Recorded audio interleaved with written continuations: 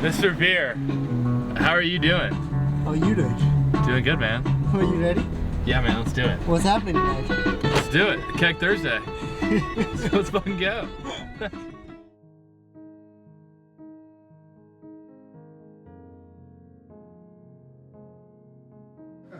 Warm up the voice, man. Gotta get ready. Type shit, bro. Like, I'm Noah. I'm Jack. Graham. and I'm Luke. And we are the guys who live in Macon. I'm Massey. My name's Justin. My name's Nate. And I'm Johnny. And this is House 1009 Long Drive. AKA 009. 009, yeah.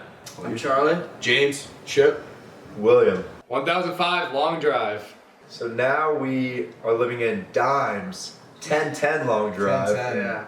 Yeah. Dime, 10 cents. We made them two. Plural. Dimes is now the name. You can see there's a little egg right here. This is Johnny's project, and he ended up throwing eggs one night, and he got egg all over his own project.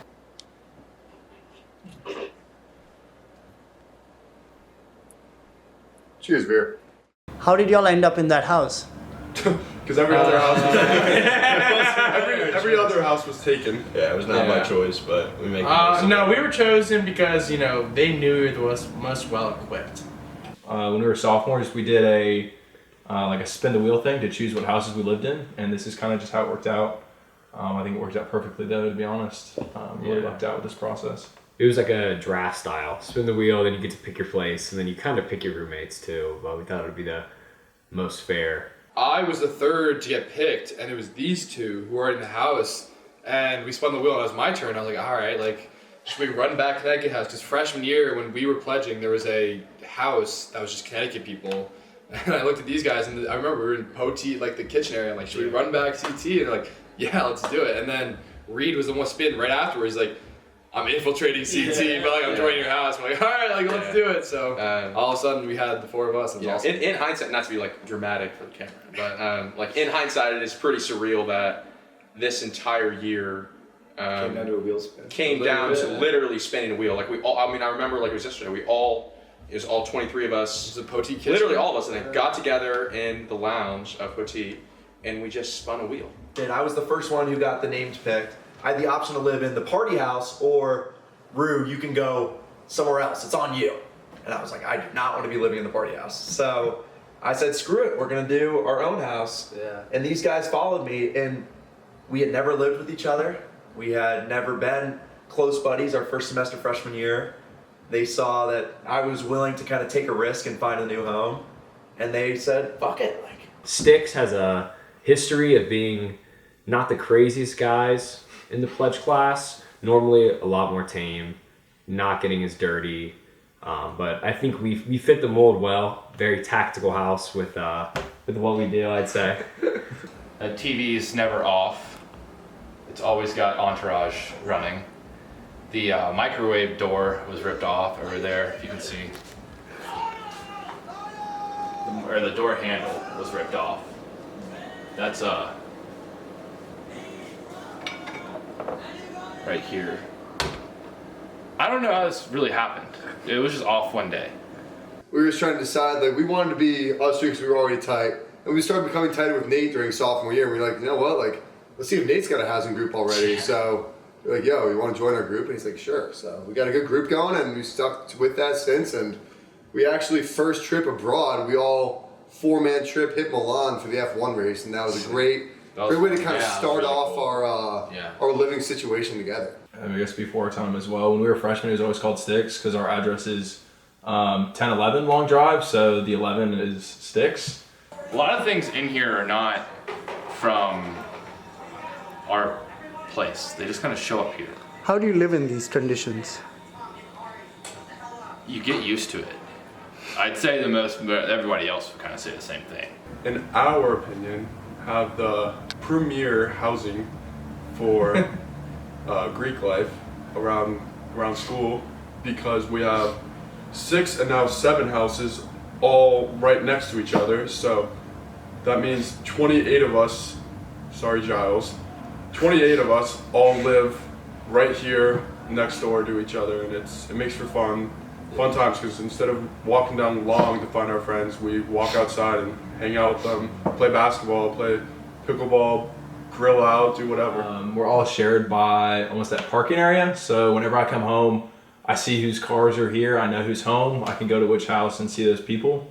You kind of don't have an excuse sometimes because of like, Yeah. so the people are like blasting music out in the compound. Like you can't just like sit in your house and like do work Ignore it, or yeah. like, I don't know, just be antisocial. Like you have to go like out and kind of address it, face the music, literally. So this is actually Teddy Laird's baby project, Keg Thursday, his baby. We used to do something called Shores Day, which was a little shorties drinking around the tables, get some pictures, but you know their keg has been down all year, no beer in the pitchers, so we had to adapt. And Teddy Laird was like, what better to kind of have a keg around the fireplace, good people, good music, good environment, so we ran with it. I think behind the veil of the Keg Thursday title and all that comes with it, I think it's a unifying, very communal experience. Just a simple way to gather, the members of this fraternity in a wholesome way, because I think it's easier. It's harder than it seems to like kind of gather that many people in a large group together all at one time. And we all have different schedules and stuff, so to get it all at the same time is pretty fortunate.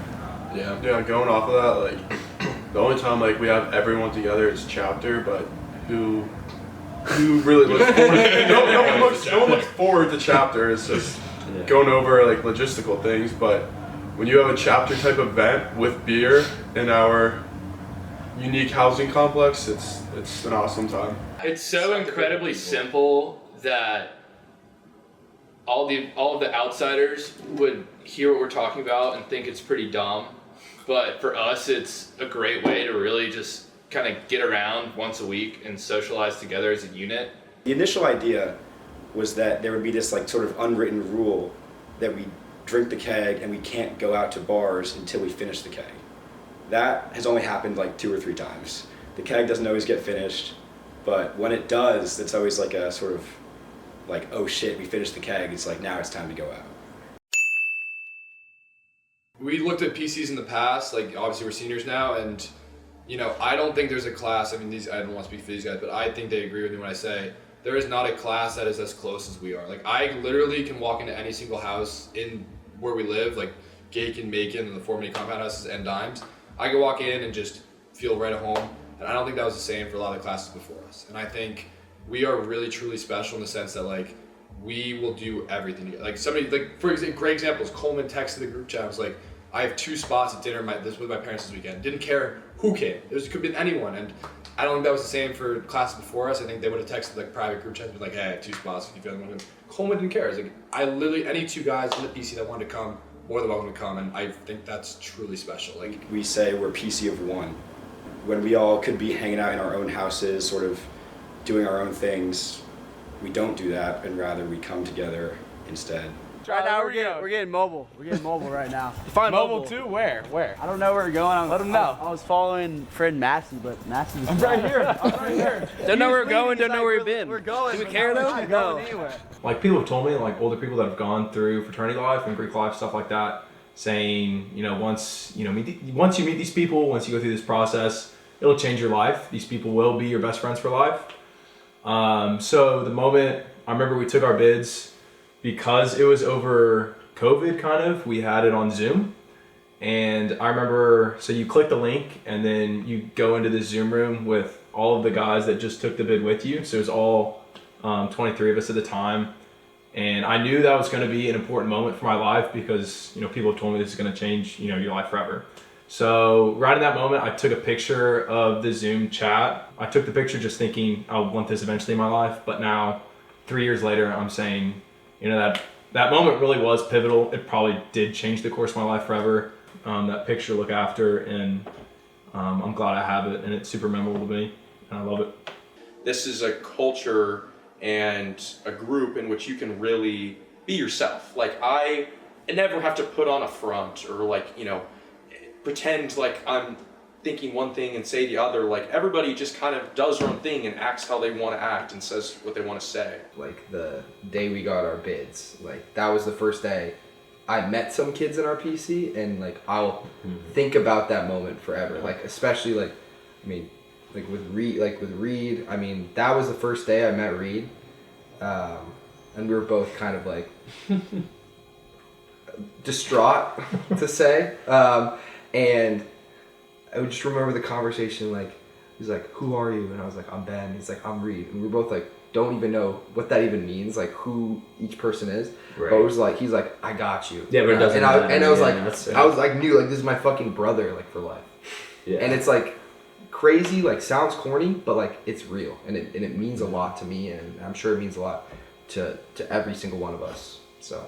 Run. It's like, yeah, we have 10 minutes until Justin gets here. He got here like 3. I was like, what the fuck? It's like, how is he already here? All right. That was nuts. So, I couldn't believe that. we are walking to the next place, which we don't. Where are we It's gotta walking? be Silver Moon. It's gotta be Silver Moon. We don't. So many of us. We don't know. We don't know where we're walking. I think that's the beauty of it. That's the beauty of it all. That's the worst part. We I'm gonna go crazy here and give some credit to the rush chairs above us, especially River Woods. I'm gonna give a shout out to River Woods. The rush chairs. Specifically River, he was so into like the rush game where he like almost handpicked all of us. I mean, we all have a variety of different personalities and different backgrounds and all these things, but I think he kind of sensed like who was going to mesh well together. You know, we have like a main group chat with everybody, and you're like, and online or something, you're gonna see like, oh, if you don't know about the side group chat, like, then you're just not in it. You know, then you're missing out. You're getting cut out of it. But we have all these side group chats, and I think it's just like about these different topics. You have a membership in like fraternity inside fraternity within the fraternity, as like. You know, people say. I forgot about a lot of those too. So like, I think that kind of adds to it too, because we have all these different groups, and you can be a member and wear so many different hats that you have something to talk about with everybody. We have also the Jewish fraternity within the fraternity. True. That goes strong. All our different party themes that we're representative of. We have statues, the sophomore year housing stuff. Yeah. We have the gambling chat, insider trading chat. That one's like big. That one's big. The walk chat. Blitzkrieg. We've got lots of different shit. My favorite personal memory of this fraternity, like as a whole, is probably sophomore year, when right before spring break. Most of us were going to Punta Cana, and the flight was on Monday. But classes obviously ended Friday, so Saturday we all just went to Reynolda Village all together and played out on the field, and just everyone was there. I think there might have been like a couple people not there, but it was huge gathering, most beautiful day, everyone just loving life, and I don't know, that's one of my favorite memories. As silly as it sounds, I really felt interconnected with everyone there. I didn't have a single doubt or anything holding me back in my mind. I was free to do and say whatever I wanted. We all like running around, shirts off, barefoot, in the mud, stomping around. Some fresh grass was some fresh herb. We were tasting the grass, and no one said, "Hey, like that looks really stupid. Like, what are you doing?" Which it was, but people ate it up. It was great. We love it. We ate the grass, and it made me think like, no, these guys they're gonna ride with me no matter what. As stupid as the stuff I'm saying, like they're gonna defend me. They're gonna love it. They're gonna have a good time with me. One memory that always stands out for me personally is sophomore year, we all went to Punta Cana for spring break. And it was supposed to be like a whole fraternity thing, and then a bunch of people backed out, so it ended up just being our class. Yeah. But our whole class went, and Ben Klein set it up, and in the hotel like description it was called the Ben Klein Family Group. And I will never forget, we got a free like dinner, almost like a catered dinner, like a private dinner for the 29 of us. And I will never forget that dinner. Like it was just, yeah, I mean, everybody was, having a good time. I'd been drinking all day and stuff like that. But I'll never forget just like sitting there realizing like I was in the Dominican Republic with 29 of my best friends, and everybody was just so happy to be there. Like we were on top of the world. And I mean, that's not to say that we aren't still, but that was just such a cool experience that I didn't really ever think I would have. And yeah, I even think about that now. I think about that probably once a week, just to go back to it. Like it was a cool time. We're at Miller's, heading for a ride. Oh, it's a beat out.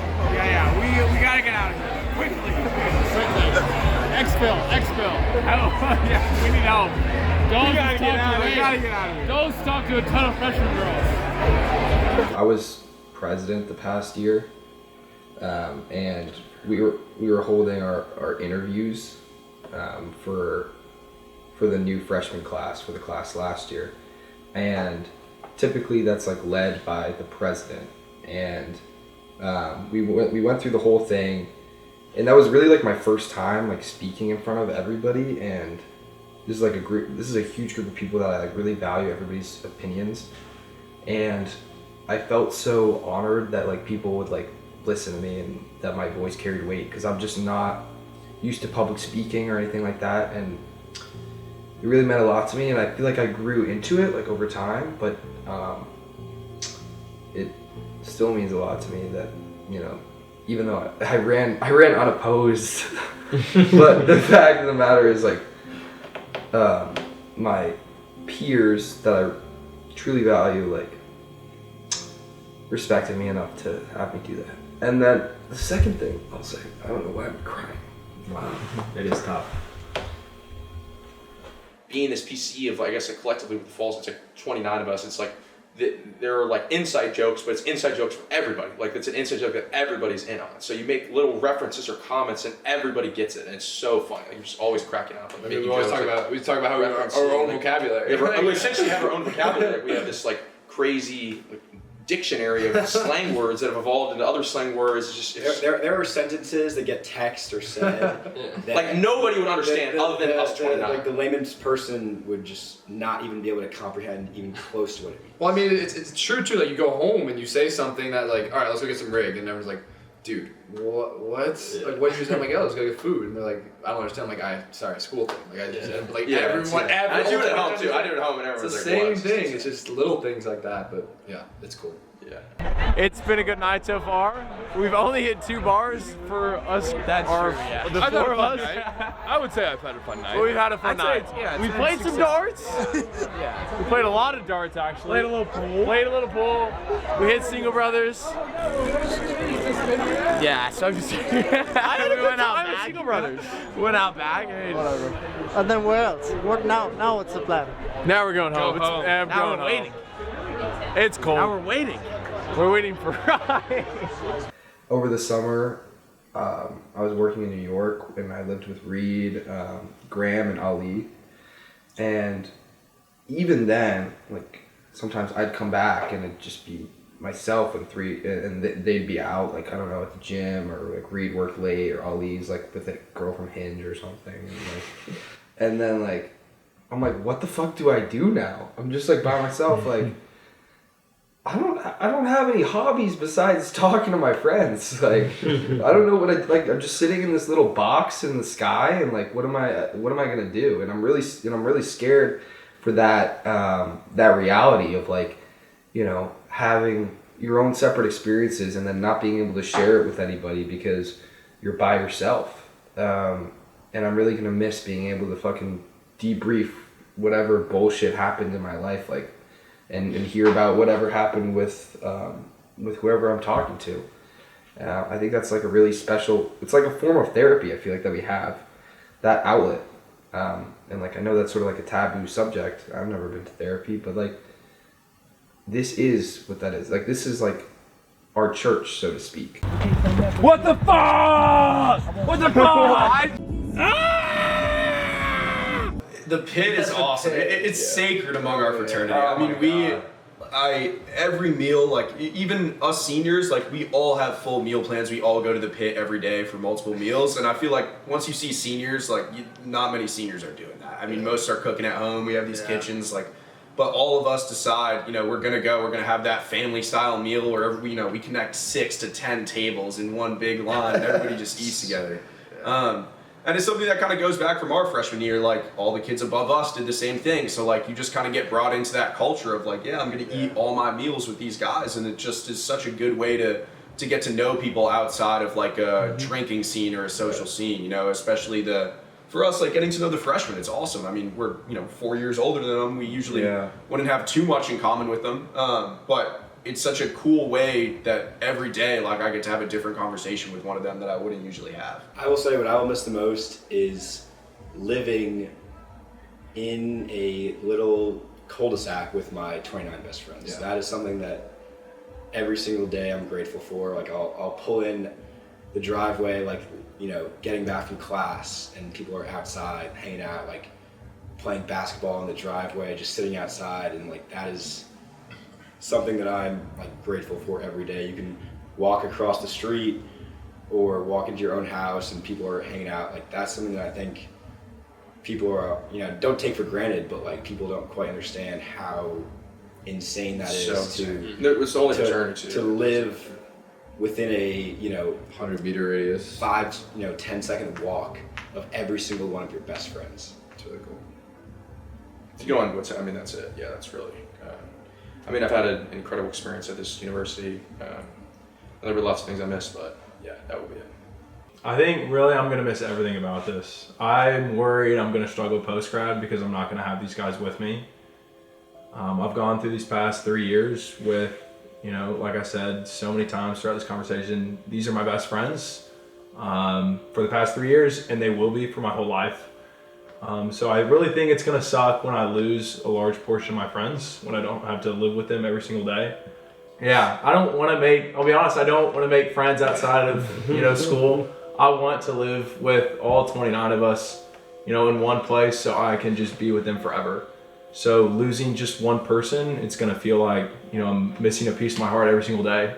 So I'm really not excited for it, to be honest with you. It will feel like I've lost part of my life. Like Reese said, I'll feel lonely.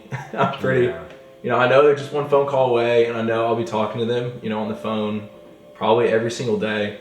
But just having their presence, it's going to be really hard. So just losing, all 29 of us make up, like I said, just one cohesive unit. And, just one person leaving, it's going to be tough. And when all of us kind of break up and fragment into each separate ways, it's going to be really hard. So when one person leaves for the weekend, it feels like, it's detrimental to all of us. It does feel weird. It does feel really weird. You notice someone's gone. Yeah. So I'm going to kind of miss, like, driving my car home and, driving my car from school, which is like a minute away from my house. I wasted no gas. Get out of my car, walking up to my nice home with my 3 best buddies. Or I could turn my back and I could go to 26 of my other best buddies waiting right there out in the sun, shooting hoops, playing basketball, my favorite sport.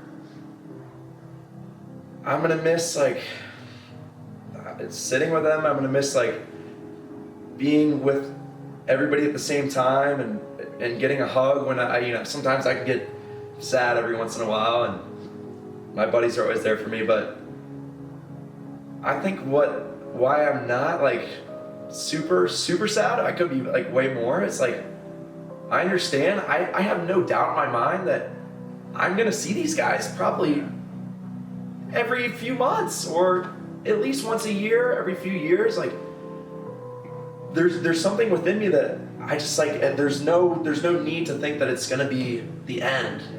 That, yes, this is a big transitional period in our life, and there's one thing that's kind of, like, staying true to my mind is, like, wherever I go, wherever I'll be, is that these guys are going to be kind of nearby, whether it be physically or spiritually or on my phone. Like,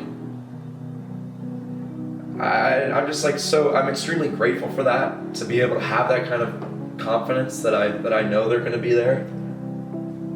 So I'm very content with what we've done, and I'm very satisfied with the people I'm around, and I know that I'm going to be around with them for a very long time. So.